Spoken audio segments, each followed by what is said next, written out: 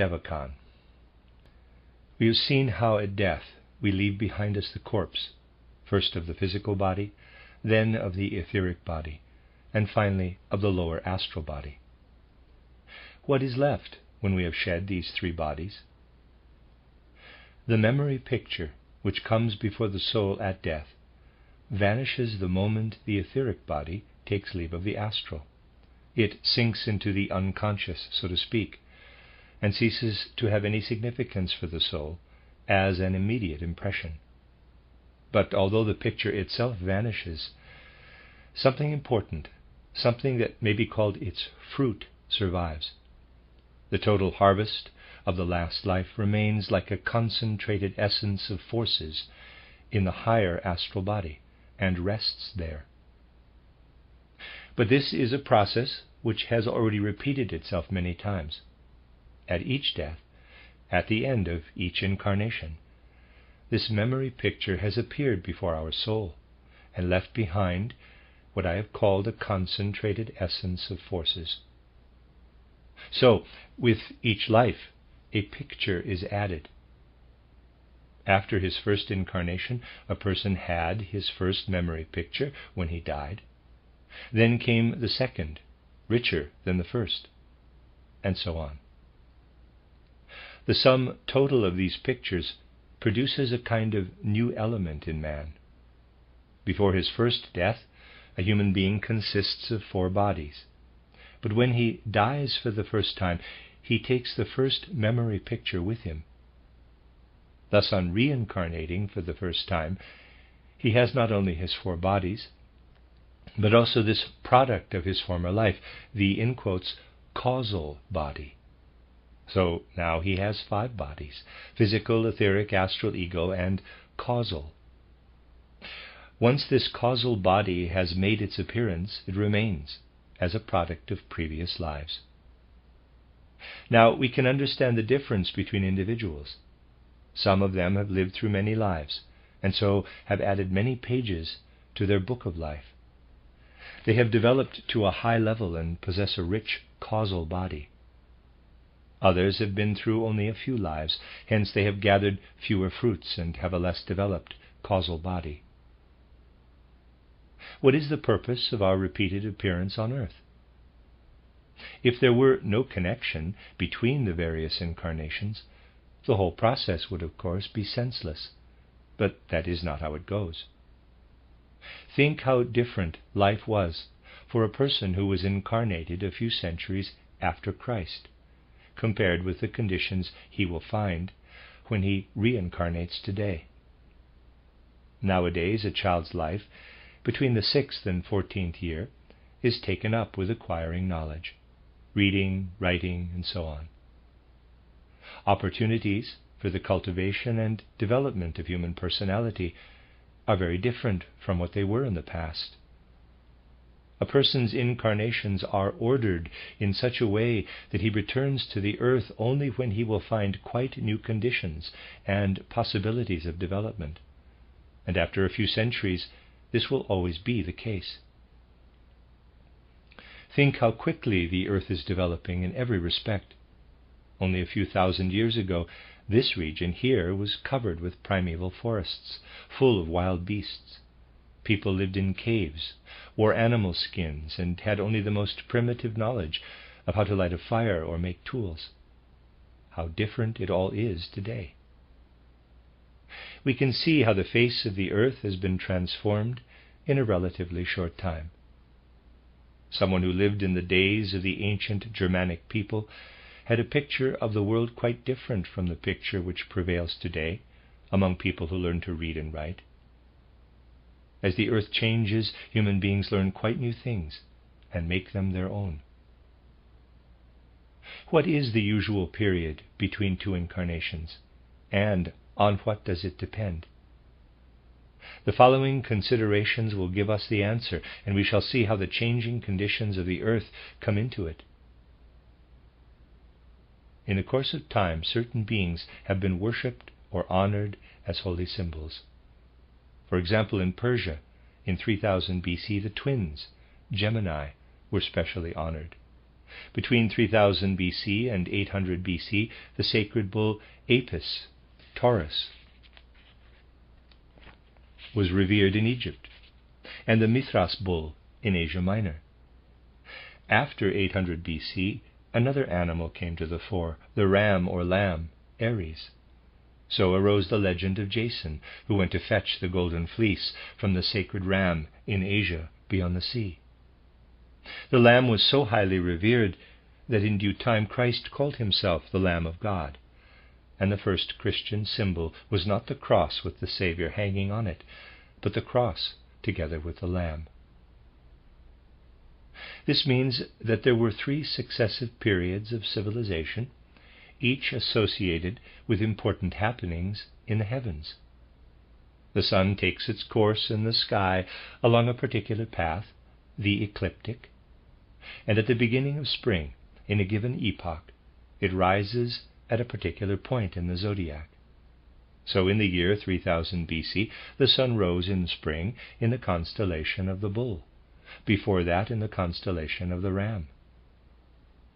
This vernal point moves slowly backward round the zodiac year by year, taking 2160 years to pass from one constellation to the next, and people chose, as the symbol of their reverence, the heavenly sign in which the vernal sun appeared. If today we were able to understand the powerful feelings and the exalted states of mind which the ancients experienced as the sun passed on into a new constellation, we should understand also the significance of the moment when the sun entered the sign of Pisces. But for the materialism of our time, no such understanding is possible. What was it, then, that people saw in this process? The ancients saw it as an embodiment of the forces of nature. In winter these forces were asleep, but in spring they were recalled to life by the sun. Hence the constellation in which the sun appeared in spring symbolized these reawakening forces. It gave new strength to the sun, and was felt to be worthy of particular reverence. The ancients knew that something important was connected with this movement of the sun round the zodiac, for it meant that the sun's rays fell on the earth under quite different conditions as time went on. This period of 2160 years does indeed signify a complete change in the conditions of life on earth, and this is the length of time spent in Devachan between death and a new birth. Occultism has always recognized these 2160 years as a period during which conditions on earth change sufficiently for a person to gain new experience when he reappears there. We must remember, however, that during this period a person is generally born twice, once as a man and once as a woman, so that on average the interval between 2 incarnations is in fact about 1,000 years. It is not true that there is a change from male to female at every 7th incarnation. The experiences of the soul are obviously very different in a male incarnation from those it encounters in a female incarnation. Hence the general rule is that a soul appears once as a man and once as a woman during this period of 2,160 years. A person will then have had all the experiences available to him under the conditions of that period, and will have had the possibility and opportunity to add a new page to his book of life. These radical changes in the conditions on earth provide a schooling for the soul. That is the purpose of reincarnation. A man takes with him into Devachan his causal body, which is the fruit of the memory picture of his past life. And the purified, ennobled parts of his astral and etheric bodies, these belong to him permanently, and he never loses them. At a particular moment, just after he has laid aside his astral corpse, he stands face to face with himself as if he were looking at himself from the outside.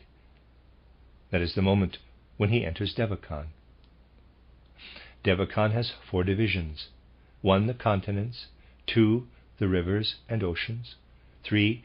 The airy region, etheric space. 4. The region of spiritual archetypes. In the first realm, everything is seen as though in a photographic negative. Everything physical that has ever existed on this earth, whether as mineral, plant, or animal, and everything physical that still exists, appears as a negative. And if you see yourself in this negative form, as one among all the others, you will be in Devachan. What is the point of seeing yourself in this way? You do not see yourself once only, but by degrees you come to see yourself as you were in former lives, and this is a deep purpose. Goethe says, quote, "The eye is formed by the light, for the light." Close quote. He means that light is the creator of the eye, and this is perfectly true. EYE, by the way. We see how true it is if we observe how the eye degenerates in the absence of light. For example, in Kentucky, certain creatures long ago made caves their dwelling. The caves were dark, and so the creatures did not need eyes. Gradually they lost the light of the eyes, and their eyes atrophied. The vital fluids which had formerly nourished their eyes were diverted to another organ, which was now more useful for them. These creatures then lost their sight because their whole world was without light. The absence of light destroyed their power of sight. Thus, if there were no light, there would be no eyes. The forces which create the eye are in the light, just as the forces which create the ear are in the world of sound. In short, all the organs of the body are built up by the creative forces of the universe. If you ask what has built the brain, the answer is that without thinking there would be no brain.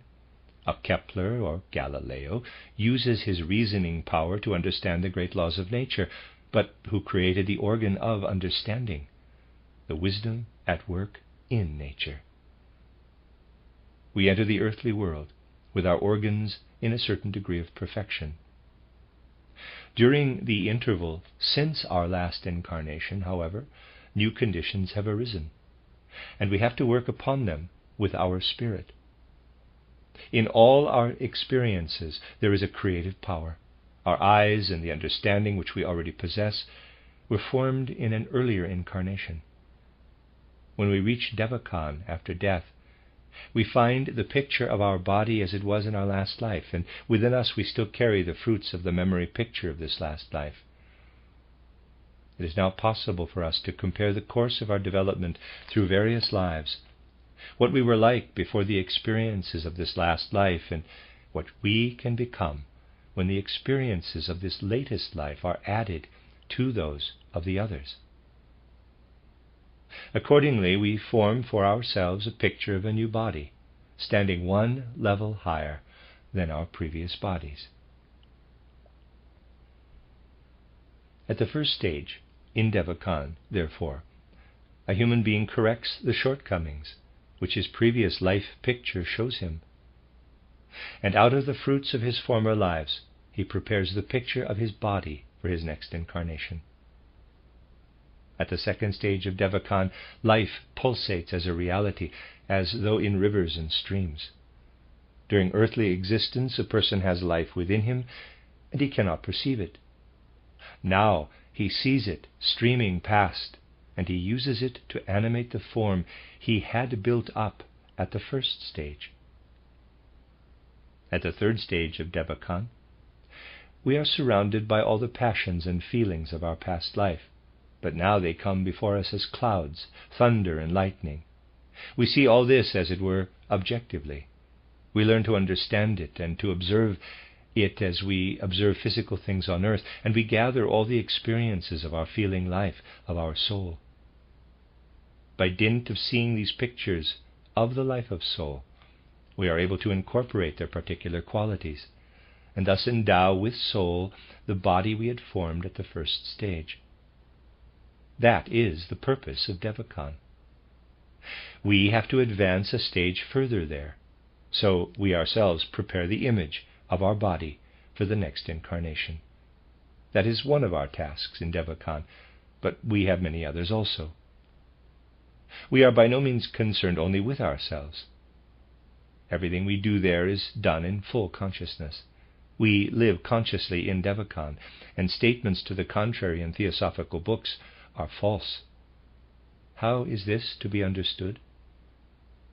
When I am asleep, my astral body leaves the physical and etheric bodies, and consciousness leaves me also.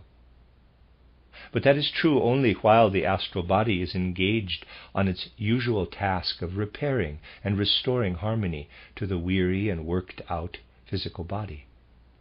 Once I have died, my astral body no longer has this task to perform, and in proportion as it is released from this task, consciousness awakens. During earthly life, consciousness is darkened and hemmed in by the physical forces of the body. And at night I have to work on this physical body. When the forces of the astral body are released after death, its own specific organs immediately emerge. These are the 7 lotus flowers, the chakras. Clairvoyant artists have been aware of this and have used it as a symbol in their works. Michelangelo, for example, created his statue of Moses with 2 little horns. The lotus flowers are distributed as follows: the 2-petaled lotus flower at the base of the nose, between the eyebrows; the 16-petaled lotus flower in the region of the larynx; the 12-petaled lotus flower in the neighborhood of the heart; the 8 or 10-petaled lotus flower close to the pit of the stomach; the 6 and a 4-petaled lotus flower are to be found lower down. These astral organs are hardly observable in the ordinary human being of today, but if he becomes clairvoyant or goes into a state of trance, they stand out in shining living colors and are in motion. Directly the lotus flowers are in motion, a person perceives the astral world.